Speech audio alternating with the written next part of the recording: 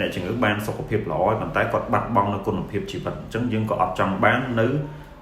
ការព្យាបាលរបៀបហ្នឹងដែរអញ្ចឹងហើយសំណួរបងខ្លីប៉ុន្តែបើយើងស្ដាប់ការរៀបរាប់ទៅវារៀងវែងបន្តិចតើតោងជំងឺទឹកនោមផ្អែមទាំងពីរប្រភេទហ្នឹងសម្រាប់ខ្ញុំសួរមួយណាស្រួលព្យាបាលជាងអញ្ចឹងអត់ស្រួលទាំងពីរអញ្ចឹងយើងឆ្លើយបញ្ជាក់ទៅសំណួរគាត់តិចអញ្ចឹងឆ្លើយទៅវិញថាមួយណាពិបាកជាងវិញអញ្ចឹងសម្រាប់ខ្ញុំគឺការព្យាបាលជំងឺទឹកនោមផ្អែមប្រភេទ1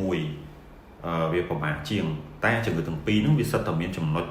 ពិបាករៀងៗខ្លួនតែខ្ញុំលើកពីជំងឺទឹកនោមផ្អែមប្រភេទ1មកនិយាយដោយសារខ្ញុំជួបបទពិសោធន៍ជំងឺហ្នឹង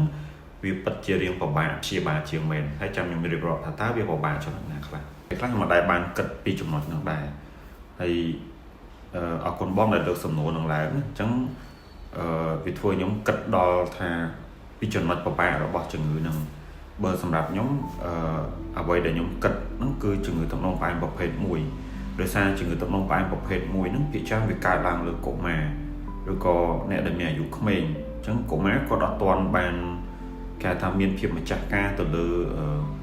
ខ្លួនឯងនៅឡើយទេអញ្ចឹងគាត់អត់ទាន់ស្គាល់អត់ទាន់ដឹងថាអ្វីទៅជាជំងឺទឹកនោមផ្អែមហើយវាផ្ដោតសំខាន់គឺទៅលើគុណភាពនៃជីវិតរបស់កុមារផ្លូវចិត្តរបស់គាត់និងឪពុកម្ដាយរបស់គាត់អញ្ចឹងអានឹងជាផលវិបាកមួយដែលខ្ញុំជាគ្រូពេទ្យទឹកនោមផ្អែមនោះពិបាកដូចគ្នានៅពេលដែលអ្នកជំងឺម្នាក់ដែលគាត់អត់ទាន់មានគេហៅថាភាពម្ចាស់ការទៅលើខ្លួនគាត់ជាទូទៅបើសិនជាអ្នកជំងឺម្នាក់គាត់មានភាពម្ចាស់ការលើខ្លួនគាត់បានអញ្ចឹងគាត់ស្គាល់ពីជំងឺមួយនឹងគាត់ដឹងថាត្រូវធ្វើម៉េចដើម្បីការពារធ្វើម៉េចឲ្យលទ្ធផលជំងឺនឹងបានល្អតាមដានរបៀបម៉េចហ្នឹងគឺគាត់មានភាពម្ចាស់ការលើខ្លួនឯងទៅវិញអ្នកជំងឺដែលជាកុមារហ្នឹងគឺគាត់ពឹងខ្លាំងទៅលើក្រុមគ្រួសារឪពុកម្ដាយបងប្អូនរបស់គាត់ទាំងគាត់អត់ដឹងថាខ្លួនគាត់ហ្នឹងមានរឿងអីកើតឡើងទៅលើខ្លួនគាត់បងប្អូនយល់ទេអញ្ចឹងអាហ្នឹងវាជាផលលំបាកមួយសម្រាប់ខ្ញុំហើយក៏សម្រាប់អ្នកជំងឺដែរអ្នកជំងឺដែលជាកុមារហើយគាត់មានជំងឺទឹកនោមផ្អែមបងប្អូនគាត់មានផលបាក់ច្រើនមែនតើគាត់ត្រូវយើងព្យាបាលត្រូវធ្វើម៉េចឲ្យគាត់គេថារស់នៅដោយមានគុណភាពជីវិតមួយដែលក្មេងដទៃទៀតធ្វើអីកើតគាត់ក៏អាចធ្វើនឹងបានដូចគ្នាដែរអញ្ចឹងឧទាហរណ៍ថាក្មេងដទៃទៀតគាត់ទៅរៀនបានគាត់ក៏ត្រូវទៅរៀនបានគេហាត់កីឡាបានគាត់ក៏ត្រូវហាត់កីឡាបានក្មេងដទៃទៀតញ៉ាំអីបានគាត់ក៏ត្រូវញ៉ាំរបស់ហ្នឹងបានដូចគ្នាហើយ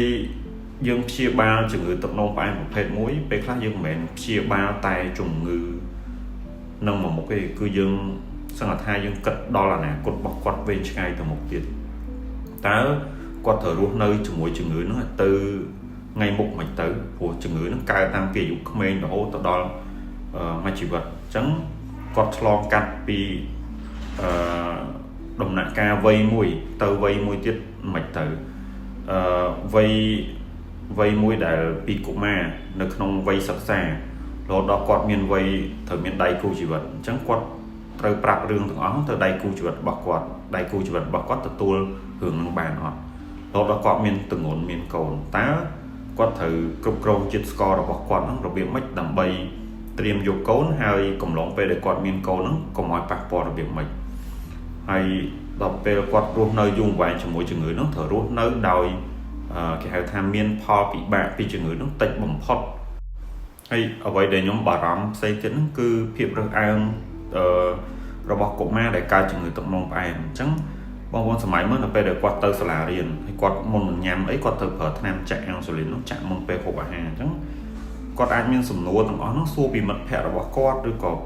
ពីមនុស្សជុំវិញខ្លួនគាត់ទាំងគាត់ឆ្លើយអត់បានថាហេតុអីមិនគាត់ត្រូវប្រើហ្នឹងគាត់ឈឺអីគាត់អត់ទាន់ដឹងនៅឡើយថាគាត់អត់ទាន់អាចឆ្លើយសំណួរទាំងអស់ហ្នឹងបានអញ្ចឹងអាហ្នឹងក៏អាចជាការរងសម្ពាធផ្លូវចិត្តមួយរបស់កុមារដែរដែលគាត់ពេលខ្លះគាត់អាចនឹងអត់ហ៊ានប្រឈមមុខគាត់អត់ហ៊ានទៅរៀនគាត់ខ្មាស់គេដែលគាត់មានអាទាំងអស់ហ្នឹងណាលំបាកមួយផ្សេងទៀតគឺទៅលើឪពុកម្ដាយដែលមានកូនមានជំងឺទឹកនោមផ្អែមប្រភេទ1អញ្ចឹងមិនមែនតែអ្នកជំងឺទេដែលគាត់ត្រូវមានផលលំបាកទាំងអស់ហ្នឹងដែលពិបាកតើឪពុកម្ដាយដែលមានកូនដែលមានជំងឺហ្នឹងក៏គាត់ពិបាកដូចគ្នាដែរគាត់អត់ឈឺតែគាត់ត្រូវចំណាយពេលវេលាទៅថែអ្នកជំងឺម្នាក់អញ្ចឹងយើងត្រូវអស់សមាជិកគ្រួសារម្នាក់ដើម្បីថែអ្នកជំងឺម្នាក់ហ្នឹងនៅពេលដែលគាត់អត់ទាន់មានភ ភាពអូតូណូមឬក៏ហៅថាម្ចាស់ការលើខ្លួនគាត់ណាអញ្ចឹងអ្វីគ្រប់យ៉ាងគឺត្រូវការរៀបចំពីឪពុកម្ដាយរបស់គាត់ទាំងអស់តាំងពីការប្រើប្រាស់ថ្នាំចាក់តាំងពីរបបអាហារនៃការហូបចុកផ្សេង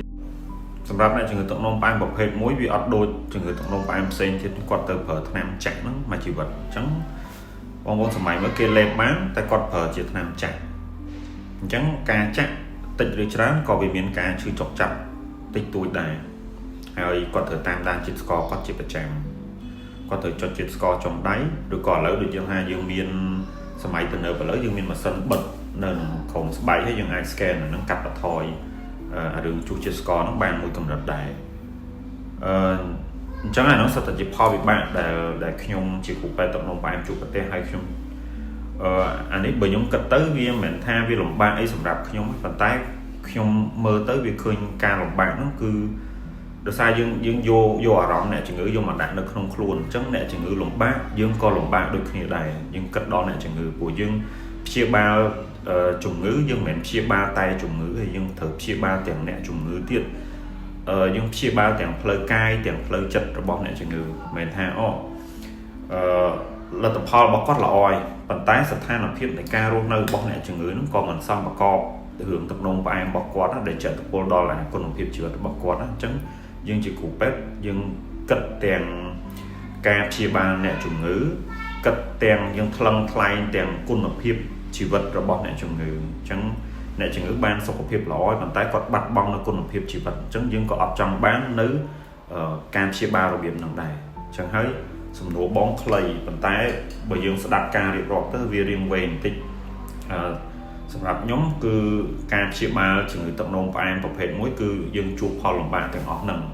ប៉ុន្តែវាមានផលលំបាកច្រើនផ្សេងទៀតដែរទូចតែសម្រាប់ខ្ញុំគឺជាផលលំបាកដែលខ្ញុំរៀបរាប់តាំងពីខាងដើម